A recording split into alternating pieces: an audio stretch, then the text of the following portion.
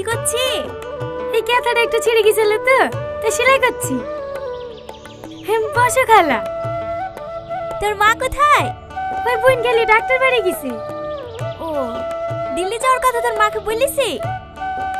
হ্যাঁ খালা বলিসি।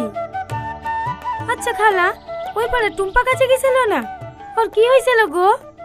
ওর কথা বলিস নি। আচ্ছা বেজাত মেয়ে, ওর কথা মানুষে কয়? কত সুন্দর একটা ফ্যাক্টরিতে কাজ দেখি তুনু, মাসে 20-25 হাজার টাকা করে ইনকাম হচ্ছিল। কম টাকার একটা ছেলের সাথে প্রেম করে পালিয়ে গেল। মাঝখান থেকে এখন আমাকেই দোষী করে। আমি যেন ওর মেয়েকে লেগে হারিয়ে থইছি।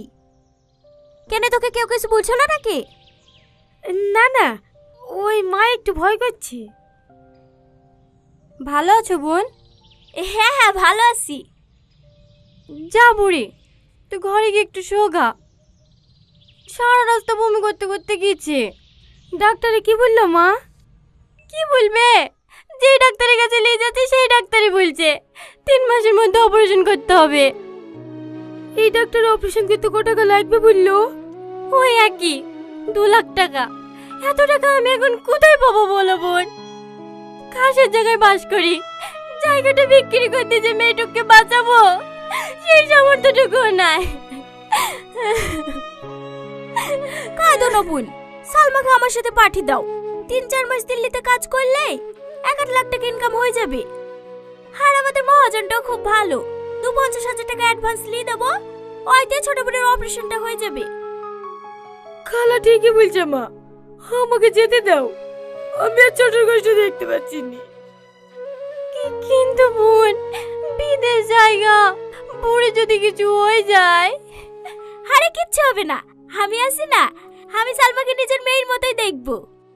আর ওখানে প্লাস্টিক ফ্যাক্টরিতে কাজ, প্রতিদিন 5-6 ঘন্টা করে কাজ করলেই হয়ে যাবে। ও, কোনো অসুবিধা হবে না তো? না না, কোনো অসুবিধা হবে না। কবে যাবা? পরশুদিন।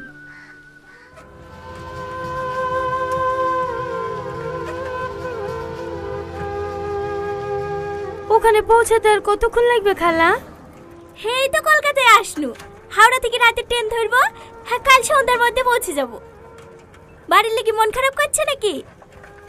না না, মন খারাপ করিসনি। এখানে তো মাটির বাড়িতে থাকিস, ওখানে বড় বড় বিল্ডিং, থাকা খাওয়ার কোনো অসুবিধা হবে না।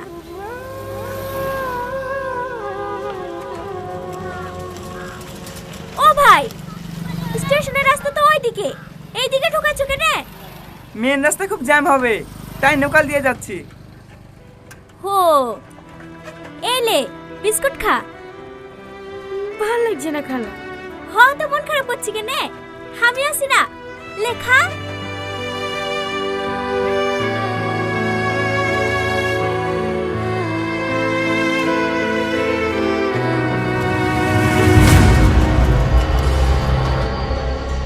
চল। কারা তোমরা? ছাড়ো আমাকে, ছাড়ো। ও খালা, ও খালা, ছাড়ো আমাকে, ছাড়ো।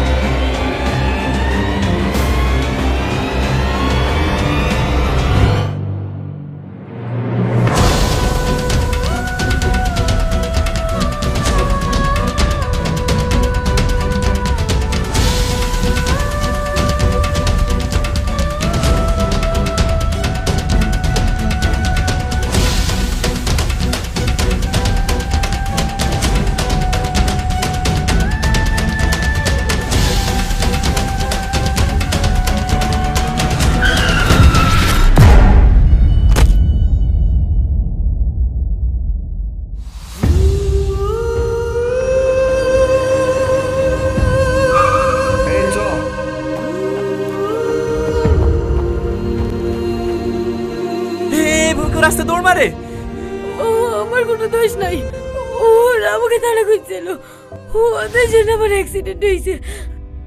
কারা? হে নূর সেলিম, একটা ট্যাক্সি ডাক, হাসপাতালে যেতে হবে। ঠিক আছে।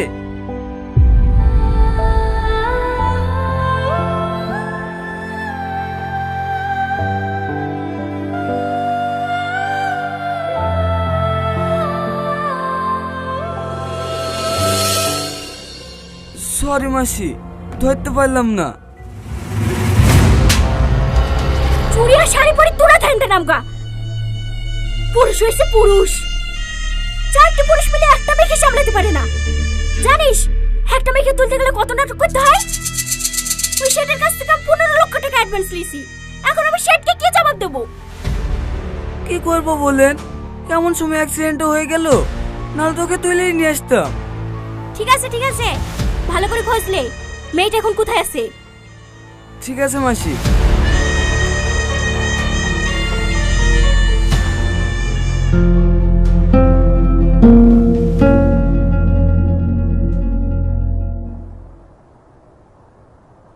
খালার কোনো নাম্বার নাই তোমার কাছে?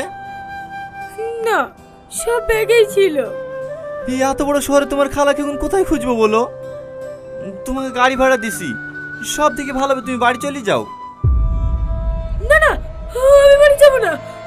আমি বাড়ি গেলে বিকির অপারেশন হবে না। আরে আরে কেঁদো না।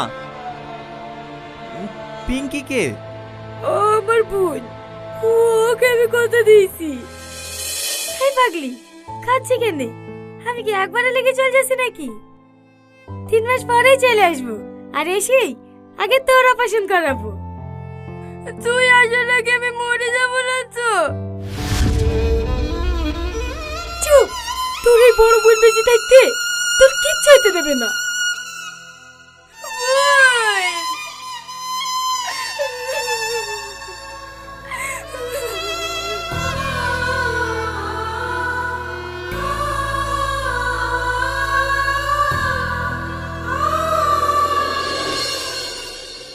আমার বোনের হার্টে একটা ফুটো আছে, আমি বোনকে কথা দিয়েছি যেভাবে ওর অপারেশন করাবো। ওর জন্য আমি কালের সাথে দিল্লিতে কাজে যাচ্ছি না। আরে আরে কান্না করো না। আপনি আমাকে একটা কাজ ম্যানেজ করে দেন না, যে কোনো কাজ, আমি সব কাজ করতে পারবো। আচ্ছা ঠিক আছে, সে আমি চেষ্টা করব, কিন্তু এখন কেঁদো না প্লিজ।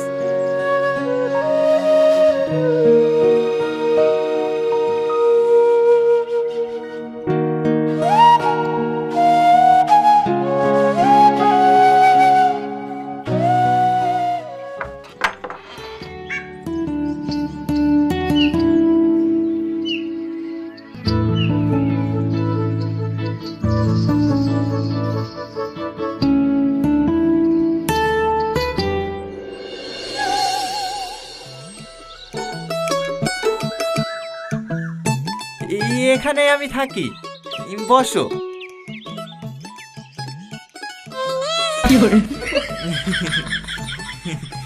আমি একা মানুষ তো,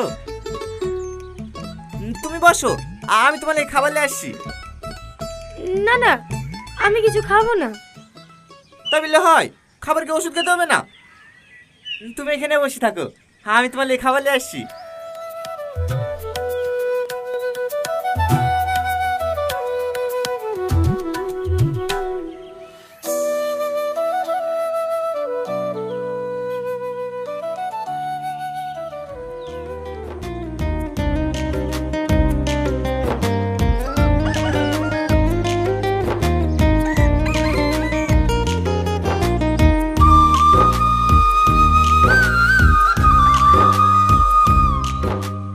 সালমা, সালমা। না না, উঠতে হবে না, শুয়ে থাকো। আমি ফ্যাক্টরি যাচ্ছি, ঘরে চাল সবজি সব রাখা আছে, যদি রান্না করতে পারো তাহলে রান্না করে খাইও, আর না পারলে এই টাকাটা রাখো, বাজার থেকে কিছু নিয়ে এসে খাবা। আসছি। আর হ্যাঁ, আমার ফোনটা রেখে গেলাম, কোনো সমস্যা হলে রমজান ভাই বলে সেভ করে আছে, ওই নাম্বারটায় ফোন করবা। ঠিক আছে।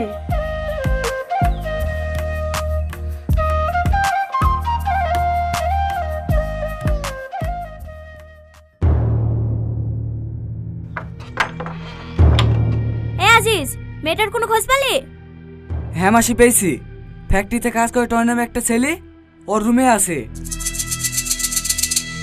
ও ঠিক আছে।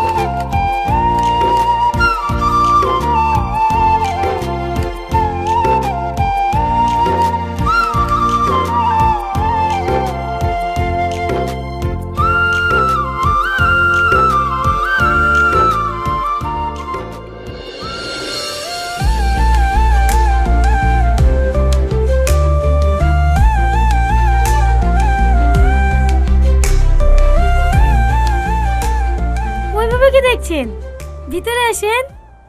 হ্যাঁ হ্যাঁ, খাওয়া দাওয়া করিস তো? না। কেন?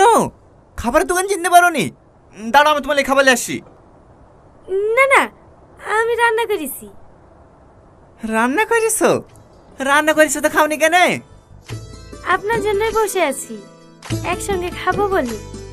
যান, আপনি গোসল করে আসেন। আমার জন্য আবার বসে থাকে কেন?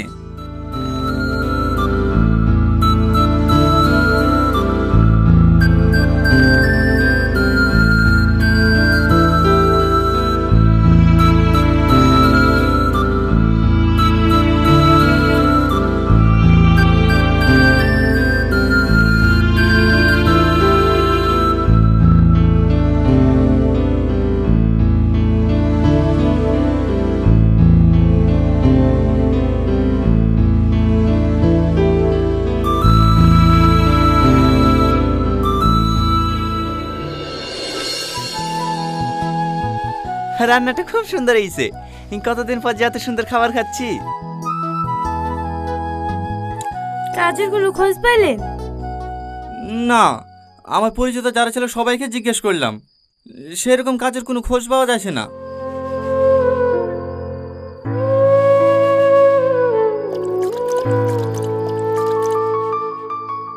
কি হলো, খাবা না? ভালো লাগছে না। আপনি দয়া করে একটা কাজের ব্যবস্থা করে দেন না, না হলে আমি আমার বোনটাকে বাঁচাতে পারবো না।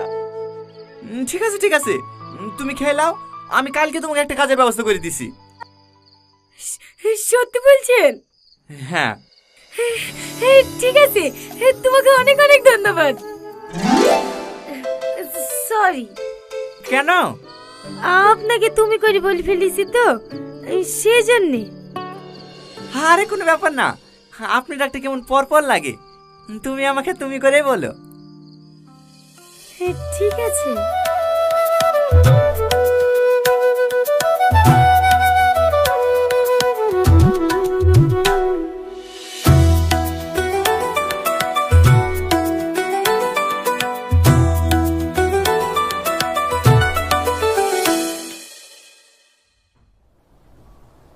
আজ কতজন লেবার এসেছিল? 212টা স্যার। ও, 3 নম্বর গোডাউনটা ভর্তি হয়ে গেছে? হ্যাঁ স্যার, হয়ে গেছে। দাদা আসবো? আরে টনি, হাই আই বস। কিছু বলবি? হ্যাঁ দাদা, আমার কিছু টাকা লাগবে। কত লাগবে? 1000 দিলে হবে?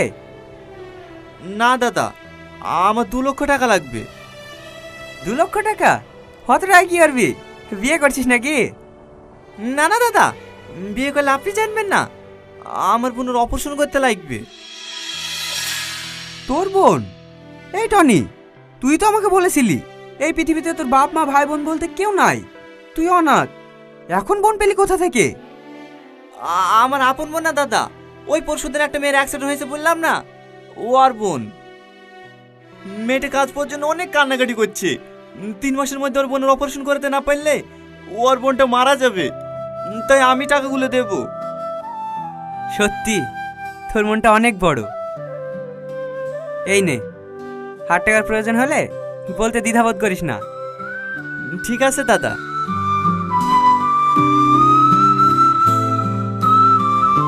স্যার, কোনো কিছু যাচাই না করে একটা লেবারকে আপনি এতগুলো টাকা দিয়ে দিলেন? এসব কি বলছো তুমি? এগুলো ওরই টাকা। মানে? আজ থেকে 5 বছর আগে এসেছিল এই ছেলেটা। ওর আপন বলতে কেউ নেই তো, তাই ওর কাজের সমস্ত টাকা আমার কাছেই জমিয়ে রাখে। এই পর্যন্ত 20 লক্ষেরও বেশি টাকা জমিয়ে ফেলেছে, কিন্তু কোনোদিনও দেখলাম না ওর নিজের জন্য টাকা নিতে। ছেলেটা সত্যি পরোপকারী ছেলে, আমার খুব ভালো লাগে ওকে। এই পৃথিবীতে এরকম মানুষও আছে? আজ 3 দিন ধরে শহরের অলিগলি সব জায়গায় খুঁজেছি, তারপরে যখন জানতে পারলো তুই এখানে আসি, তারপরে কি ধরে জানটা বসলো। টনি, এটা আমার খালা। ও, ভালো আছেন খালা? হ্যাঁ, আমি তো ভালো আছি। তুমি আমার মেয়েটুককে যেভাবে আগলে রেখেছো, তোমার এই ঋণ আমি জীবনে শোধ করতে পারবো না। আরে না না খালা, আমার জায়গায় অন্য কেউ থাকলে এটাই করতো। থাকো বাপ, চমা, আর না হলে আবার ট্রেনটা মিস হয়ে যাবে। তুমি আবার দিল্লি যাচ্ছ নাকি? হ্যাঁ। তোমাকে আর দিল্লি যেতে হবে না, বাড়ি ফিরে যাও। কেন মধু? ও কাজে না গেলে বোনের অপারেশন করাবে কি করে? ও ব্যবস্থা আমি করে ফেলেছি। এই নাও সালমা, পুরো 2 লাখ টাকা আছে। টাকা আমি নেবো কিভাবে? ধরো তো, তোমার বোন আমার বোন না? কিন্তু আচ্ছা ঠিক আছে, ধার হিসেবে রাখো, যদি কোনোদিন পারো তাহলে ফেরত দিয়ে দিও। কেমন? সত্যি তোমার মতো মানুষ হয় না। আরে আরে, আবার কান্না কেন? চলো তোমাকে বাসে তুলে দিয়ে আসি। তুমি আবার কষ্ট করবে কেন? হ্যাঁ, আমি সালমাকে বাড়ি নিয়ে যাবো। কেন, আপনি দিল্লি যাবেন বললেন যে? ও দিল্লি পরে যাব, আগে সালমাকে বাড়ি পৌঁছে দিয়ে আসি। না হলে ওর মা বলবেন না মেয়েটাকে সঙ্গে করে নিয়ে গেল, একা একা বাড়ি পাঠিয়ে দিচ্ছে। চমা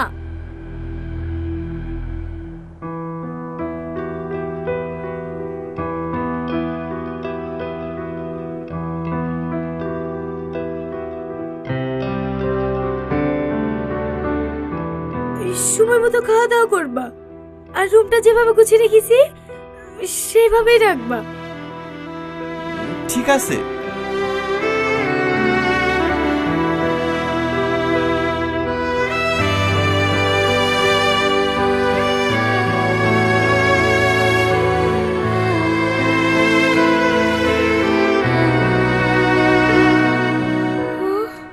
কিছু বললা? কই না তো।